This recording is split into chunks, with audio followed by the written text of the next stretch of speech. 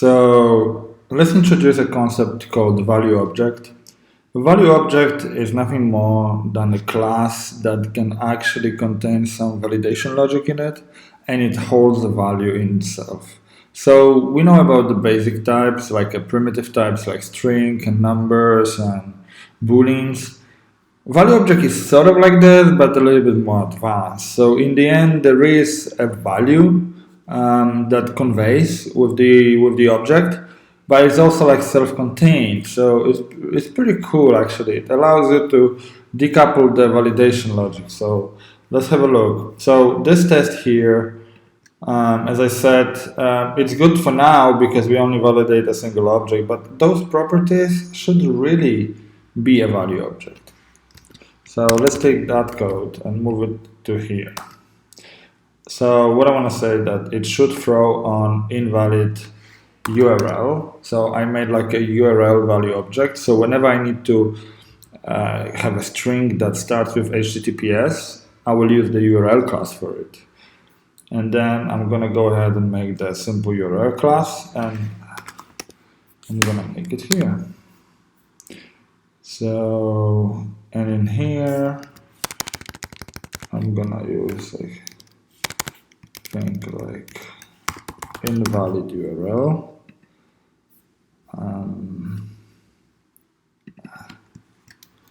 And then I can say that it should throw an exception. URL does not start with HTTPS. We can see the comma already shows that there is an error. As Uncle Bob says, failing import or failing constructor is also a failing test. So let's go ahead and move to the green part of the code of TDD cycle, in which we actually write the minimum we can do to make the test pass. So we're just gonna do the private URL, which is a string. Actually, for the time being, this test is not really a typical test you would do in TDD. The first one you would always start with it should create. And here you would do the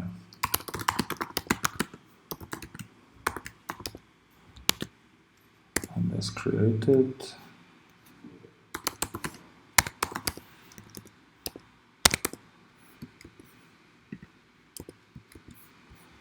Let's run it. Obviously it doesn't have any assertions, but I mean it's passing, so now we can actually do some do assertions. So there are many schools of how to go about it, how to actually return things from a model like value object. Some people prefer to use just value, some people use toString, some people repeat themselves with using another URL. I'm gonna go with the last option. It's not really like a preferred. I don't really care, to be honest, but I just need to pick something. So let's just say that expect URL.URL to equal some URL. Obviously that's not gonna work. This is a bit of a trick because it says that it's passing, but it really isn't. I got some warnings going on, and you can see it says that the .url doesn't exist, so you have to be very careful when you run this comma thing. So one way to go about it would be to make a URL property, like a getter, and then just return that URL from the constructor. Well, there is a error because it's pretty much doing the same thing. So you have to, one notation is to use the prefix like that, but also it's the same. My TSLint is complaining as well. But I mean, this is passing here. I got the one total success, and we can see here as well that it's fine. But let's do some refactor. So the next step obviously is the refactor. So I would say I don't like neither this nor this. Well, I don't like the getter because quite often I will want to store or save my value objects as well as entities and whole aggregates in local storage, and then that will not really persist it because this is a class thing. This method will not get executed unless you call it. So obviously I'm calling it here, but very often I will actually not call it when I'm creating more sophisticated structures, because that would be silly to call every single getter on it. So it will also do this trick that it will save only those private things in the local storage, but then in the end, I will have to map to the class constantly back and forth, and it creates a lot of boilerplate. What I found out that works really for me is to make this public and remove the getter. Now we have less code. It still works, but of course it's not good. Also for another reason, it's called Immutability Problem. So now anyone can just do something like this in my class. URL.url equals another link. And this is perfectly fine, but in the world of immutability, especially in JavaScript or TypeScript, it's not cool. It's not good.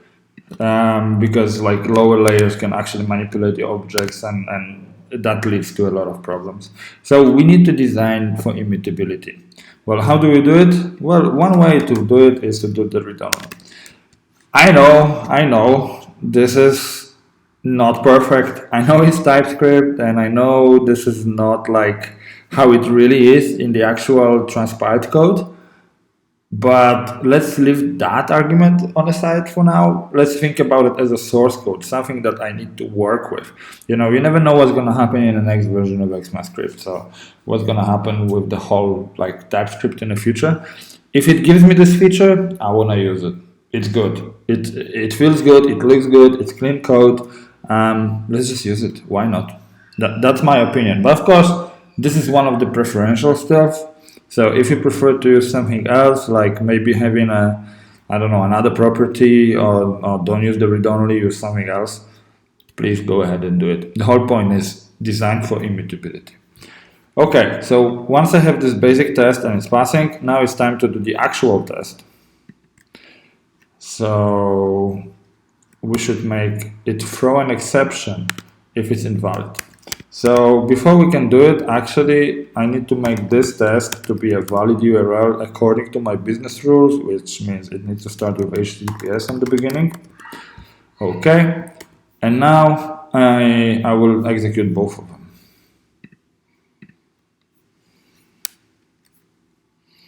Okay, so the second one fails is because it doesn't have this validation logic that we used to have here, so I can just do it here.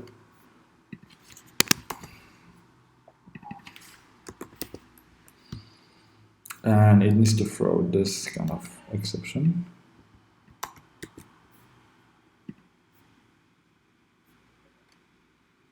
And now we seem to be passing. All good.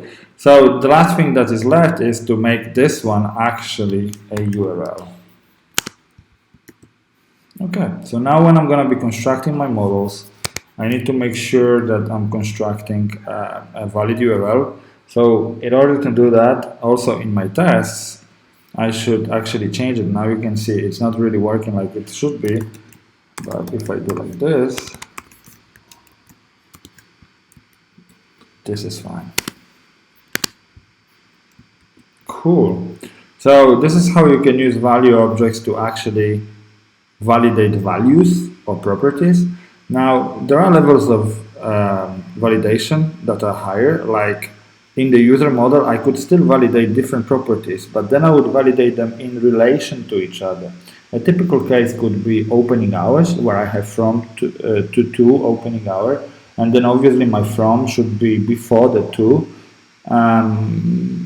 opening hour, and that way I can validate the consistency of my model in regards to two different properties that should always be in sync. But that's another story, that's another video that we're going to do in the future. For now, I want you to focus on the value object as self-concatenating value delivery and validation. That way, things get a lot better, and we can also support reusability of our code. Another question I get a lot especially for the new people in the test-driven development, is okay, but shouldn't you actually do one more test here in the object to see maybe I pass on the invalid thing? Well, the answer is yeah, you can, but why would you do it? Like, you're already testing it. So when you test, when you design your tests, you have to make sure that you test only one thing, and you test it only once. So it's up to discussion what is a one thing and what is your unit of work, and all these things we're going to cover later. But for now, think about it. That would be repeating test. Like, I already tested here, so there is no really point of doing it here again. Unless I would catch it here and rethrow another type of exception. Maybe. But technically, at this level, it's not really feasible. So here we go. Very similar code, but it makes a big difference. So let's see what we can do next.